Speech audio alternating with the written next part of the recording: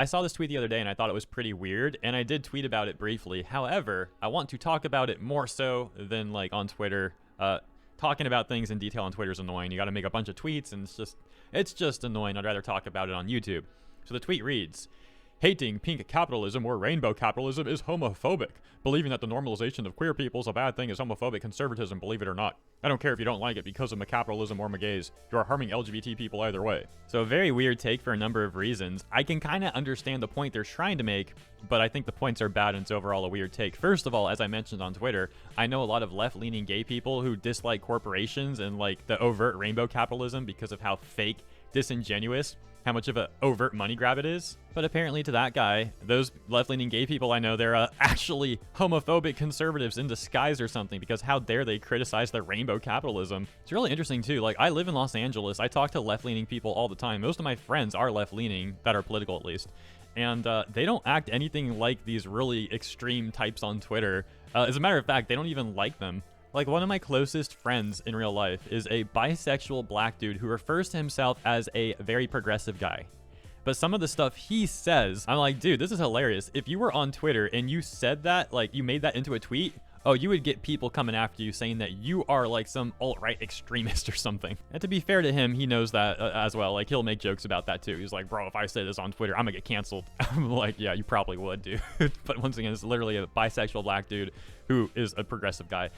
So it's funny seeing the divergence there. And I could give you plenty of other examples, dude. I was at a party in September. I haven't been at a party in a long time, but this was at a friend's house in September, some old friends I hadn't seen in years, and most of these dudes were left-leaning. There was one guy who referred to himself as a super MAGA. I think he said he was a super MAGA. Maybe he just said he was like a MAGA Trumper. These were one of the words he literally used to describe himself. So the party was me, a dude who doesn't think there should be government, and no politicians, no government, then a bunch of left-leaning people, and then this like super MAGA or MAGA Trump or whatever the heck he referred to himself as. It was one of those. It was kind of funny, but it's interesting because everyone got along pretty well. And I actually had multiple people from both political sides just coming up to me and talking about politics. I didn't initiate the talk. They just wanted to hear my opinion on this. So we ended up having a discussion of politics with me not wanting government, this dude, MAGA Trumper, and a bunch of leftists.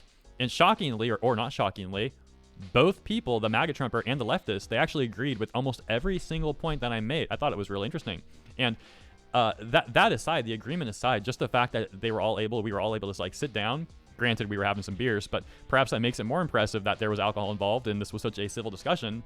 And all these people from allegedly different political views actually coming to agreements. But online, you almost never see that stuff. Online, it's vitriol and hate and people trying to like own other people and people trying to profit off of the anger, and journalists perpetuating news cycles of like, you know, just toxicity and stuff like that. Or like this other take from this video, oh, if you don't support the corpos, you're a homophobic conservative. Like, bro, all that stuff is nonsense. That's like some extremist take right there. That dude's the extremist. So yeah, I guess in summary, I think there's a lot of corporations and a lot of politicians and people with influence and power that try to exploit gay people.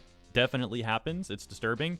Arguably even more disturbing is how many citizens that may or may not be gay also support the corpos in exploiting gay people. It's really weird how commonplace that became. Oh, you gotta support these politicians and these corporations. You gotta do it. Don't question anything. Yeah, no, I tell you what, I'm gonna question everything, and I'm not gonna listen to dudes like that Mako guy. So that's my take.